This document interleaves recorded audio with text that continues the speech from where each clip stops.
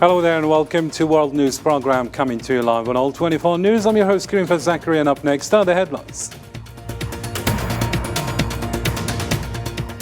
Algeria sees UN Security Council ceasefire resolution for Gaza as a message of hope for Palestinians, while talks for a sustainable ceasefire continue between Algeria and the US. Palestinians, meanwhile, appreciate Algeria's efforts against the UN ceasefire failure, and the UN warns failure to implement the resolution won't be forgiven.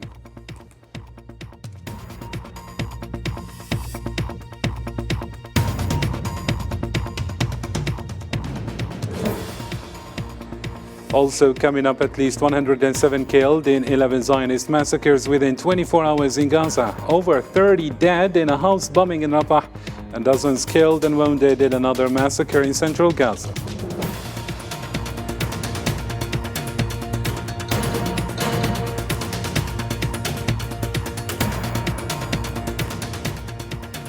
Also ahead, Zionist bombardment continues near a Shifa medical complex, and World Health Organization urges protection for Al Amal Hospital amid escalating aggression in Gaza.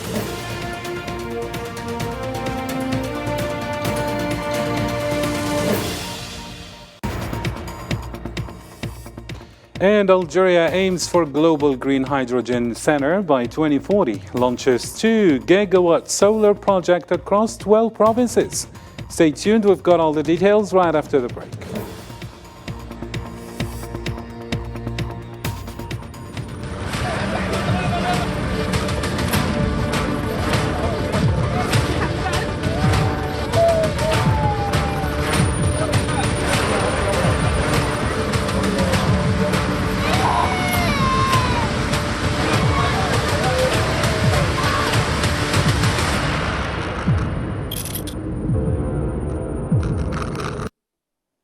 Well, hello again and welcome to the details of our news. First off, in our news bulletin on Monday, the UN Security Council approved a ceasefire in Gaza after 5 months of conflict.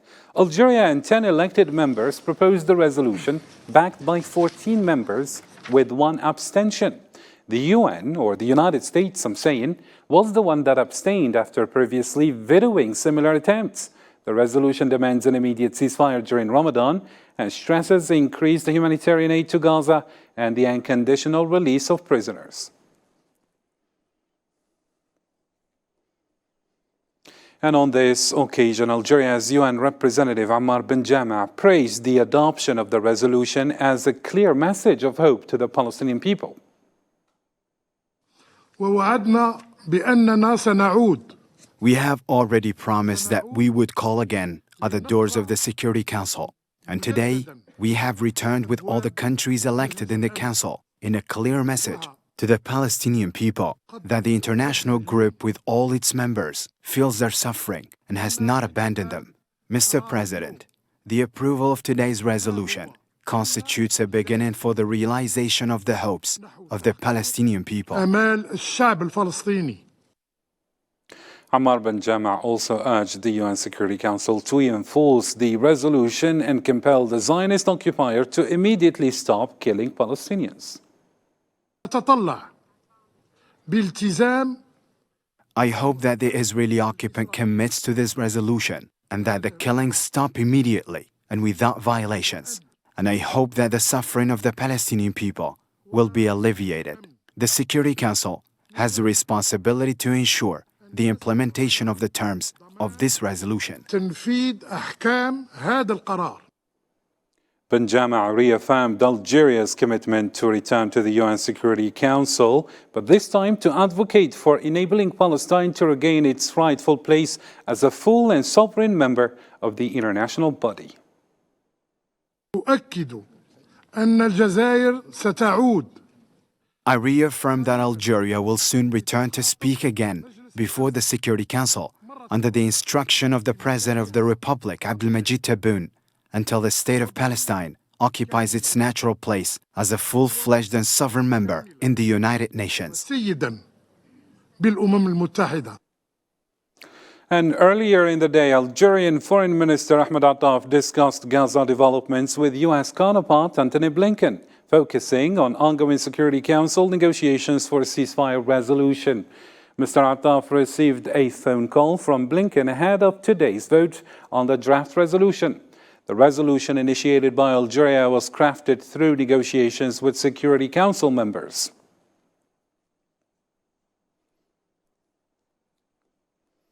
In reaction, the Palestinian presidency urged immediate implementation of the International Security Council's ceasefire decision in Gaza to safeguard innocent lives.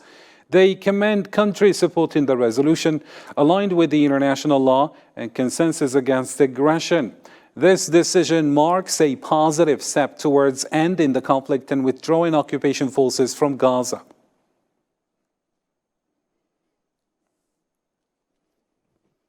For his part, Riyad Mansour, the permanent representative of the State of Palestine to the United Nations, welcomed the adoption of the UN Security Council resolution for an immediate ceasefire, expressing sincere appreciation to Algeria for its efforts.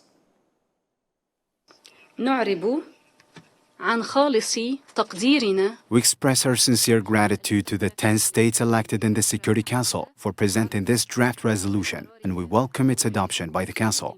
We also thank Algeria for representing us here and for representing all Arab countries in this effort. This Council at last has called for a ceasefire, and therefore all forces must unite to ensure its implementation. Still with other reactions, this time Hamas group appreciated Algerian Security Council efforts to halt Zionist aggression in Gaza. They urged for a permanent ceasefire, withdrawal of Zionist forces and return of displaced individuals. Hamas called on the Security Council to pressure the occupation to cease genocide and ethnic cleansing. The Popular Front for the Liberation of Palestine praised Algeria and supportive countries for their efforts in reaching the UN Security Council resolution. They called for sustained pressure for a lasting end to aggression and genocide. The front emphasized that the ceasefire resolution must lead to lifting the siege on Gaza and conditionally and returning the displaced to their homes.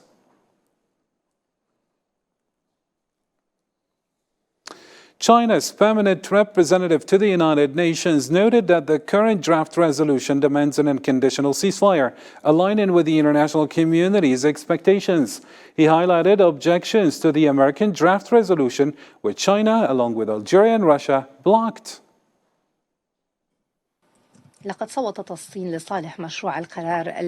China voted in favor of the resolution adopted. We thank Algeria, Mozambique, and other elected members for their efforts. Last Friday, the Security Council voted on another resolution proposed by the United States regarding the situation in Gaza. Algeria, China, and Russia voted against that resolution. If we compare the two resolutions, we can see differences. The current resolution is clear and decisive in its direction, calling for an immediate ceasefire, while the previous resolution was unclear. Similarly, the permanent representative of Russia to the United Nations mentioned that Russia voted in favor of the draft resolution put forth by 10 elected members of the Security Council. He highlighted that it marks the first instance of parties jointly calling for an immediate ceasefire in Gaza.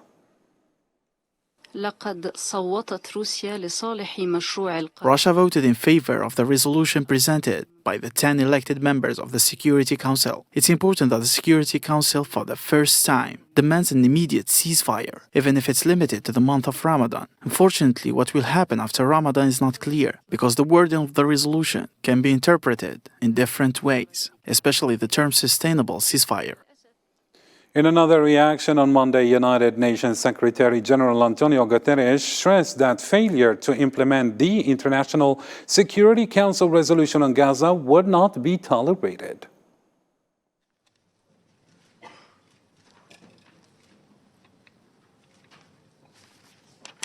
The Security Council just approved the long-awaited resolution on Gaza, demanding an immediate ceasefire and the immediate and unconditional release of all hostages. This resolution must be implemented. Failure would be unforgivable. According to the government media office, the Zionist occupation forces have carried out 11 new massacres in the Gaza Strip in the past 24 hours, resulting in at least 107 deaths and 176 injuries. The toll of victims from Zionist aggression since last October has risen to 32,333 martyrs and 71,694 injured, with victims still trapped under rubble amid the ongoing Zionist attacks.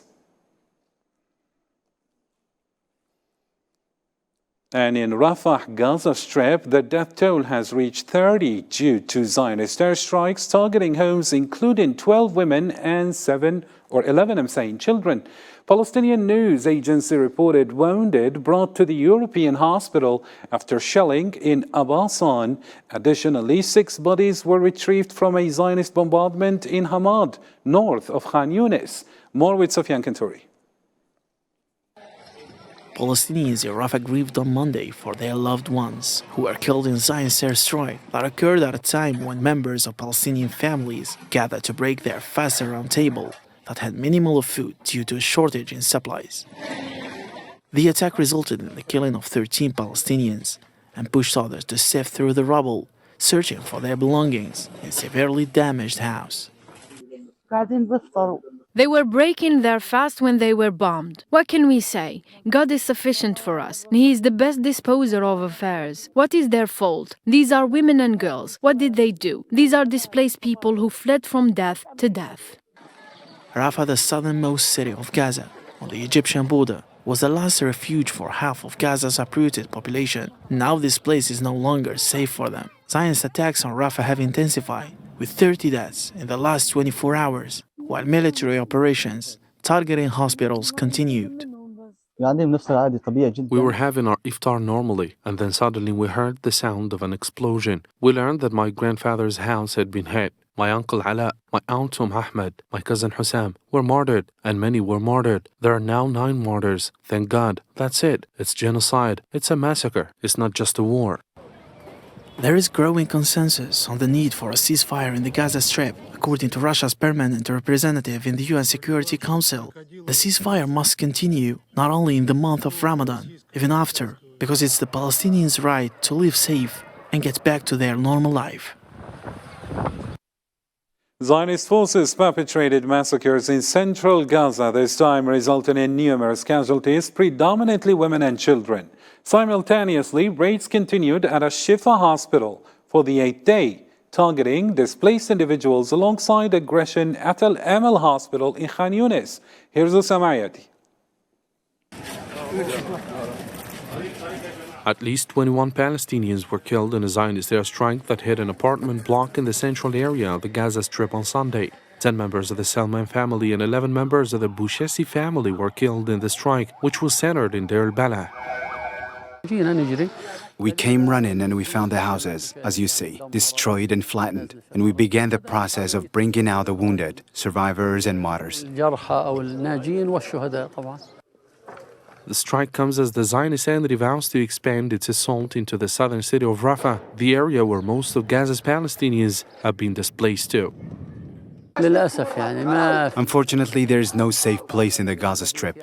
There are houses of displaced people and civilians who have nothing to do with anything. And my relative's house is the same. So there is no safe place in the Gaza Strip, because this is a ruthless enemy.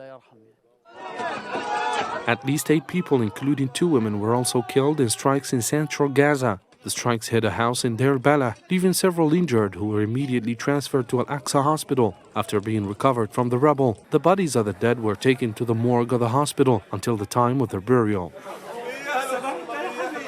We want a ceasefire all the time, not just in the month of Ramadan, because people suffer all the time, whether here or there. The Zionist entity perpetrated several massacres on the Gaza Strip in general and central Gaza in specific. The war crimes left thousands of Palestinian civilians dead, while the ones who survived the continuous genocidal war live under severe shortages of basic life necessities. The Zionist forces also carried out several raids on hospitals in central Gaza, blockading numerous wounded and medical staff under threats of torture, killing and bombardment. Still with the aftermath of this aggression, several Palestinians were killed and injured in Zionist artillery and aerial bombardment near a Shifa hospital in western Gaza Strip. The hospital has been under siege for 8 days. The Red Crescent Society declared extreme danger for its teams unable to move. Besieged individuals remain inside Al-Amal Hospital in Khan Yunis, while others have been evacuated to the Al-Mawathi area. And in international reactions, World Health Organization Director General Tedros Adhanom Ghebreyesus urged immediate protection for patients and healthcare workers at Al-Amal Hospital in Khan Yunis. He expressed grave concern over reports of raids, staff and patient detentions, and damage to the hospital, while calling for an immediate ceasefire. Another attack has been reported on Al-Amal Hospital in Gaza, further endangering patients and healthcare workers. We urgently appeal for their protection and reiterate our call for an immediate ceasefire. UNICEF Director Catherine Wassel issued a warning on Monday of an imminent famine in northern Gaza. She highlighted children dying from malnutrition and dehydration, emphasizing the need to protect their lives. Here's Salman Asib. Since the start of the Zionist war machine in the Gaza Strip, more than 10,000 children have been killed by airstrikes and ground operations, surviving the violence in silence and enduring unspeakable horrors, including life-changing injuries, burns, and inadequate medical care. Amid this tragic reality, volunteers at the Gaza Smile Group Association strive to spread hope among the displaced children in Rafah and provide them with social and psychological support to overcome the traumas of genocide and policies of starvation. We visited several families and found them in catastrophic psychological state. We tried to cheer them up, even though we ourselves are in a bad psychological state. We also found that the war affects the new generation in Gaza. The generation that is coming has not received education and is psychologically and physically ill. For its part, the United Nations Children's Fund published horrifying numbers and grim reports revealing that children are bearing the brunt of the Zionist aggression, violence, and intimidation. UNICEF also added that more than 17,000 children in the Gaza Strip have lost their parents and suffer from psychological illnesses. This doubles their need for support in order to heal from the conflict-related trauma and various mental health and psychological services. I have the right to live as a little girl, like anywhere else in the world, in a safe place. Before, I went to school in complete safety, but now we don't go there anymore because of the bombings. And when I leave our house, I am very afraid. I want to be like all the other children in the world. 1% of the child population of Gaza have already been killed by the Zionist entity's bombardments, in addition to other risks that are putting children's life in danger, such as starvation, disease, and famine. For children who have survived, the mental illness inflicted and the complete devastation of infrastructure, including homes, schools, and hospitals, has decimated their future.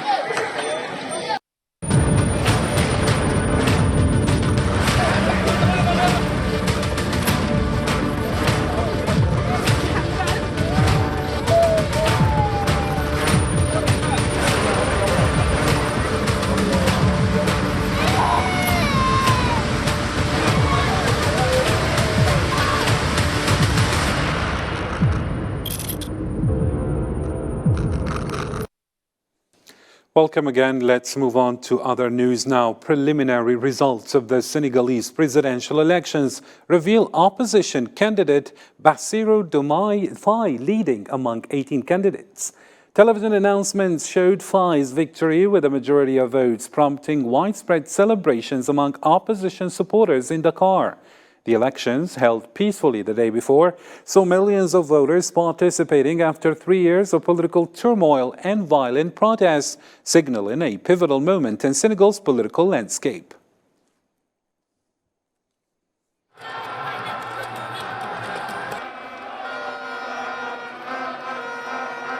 président de la République. By electing me President of the Republic, Senegalese people made the choice of rapture to give substance to the immense hope that our social project has aroused and given substance to their aspirations. I commit to governing with humility, with transparency, to fighting corruption at all levels. I commit to devoting myself fully to rebuilding our institutions and strengthening the foundations of our living together.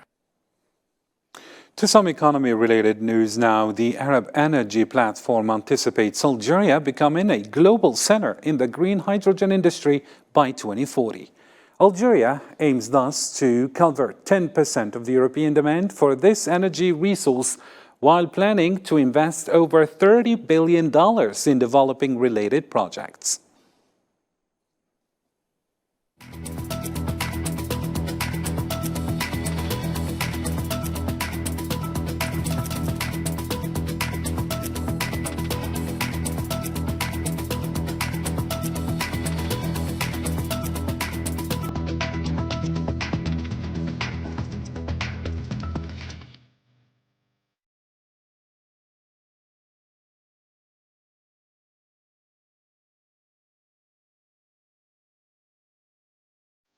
Still with the economy, on Monday, Algeria commenced the implementation of a project to construct 15 solar power stations across 12 provinces with a total capacity of 2 gigawatts.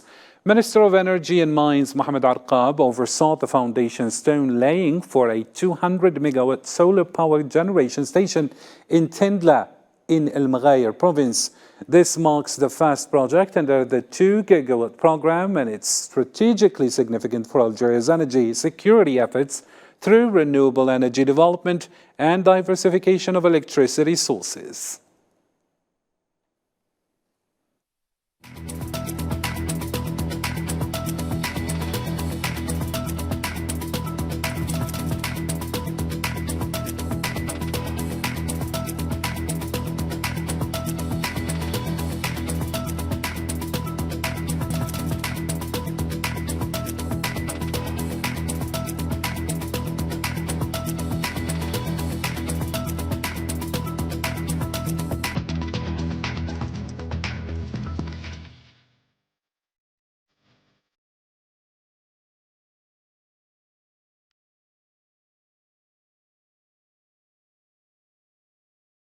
Well, let's have a look at more stories making headlines around the globe with Islam Said and Zahra Farjani this time. Morocco's solar power stations encounter technical problems, causing downtime and financial losses for foreign investors. Aqua Power International estimates a $47 million cost due to project suspension. The Moroccan government considers abandoning concentrated solar power due to its high costs. The Argentine Labor Union Federation backed the self-determination of the Sahrawi people, urging the UN to ensure their rights and pressuring Morocco to stop aggression in Western Sahara. The Sahrawi cause garnered significant backing from labor delegations across Latin America, the Caribbean, Europe, and Africa, including key unions in Argentina. Kiev authorities reported 9 injuries after Ukrainian air defense shot down 2 Russian ballistic missiles over the capital. President Zelensky emphasized Ukraine's need for improved air defense systems. Meanwhile, Moscow intensified airstrikes on Kiev, targeting key infrastructure in retaliation for Ukrainian shelling of Russian border areas.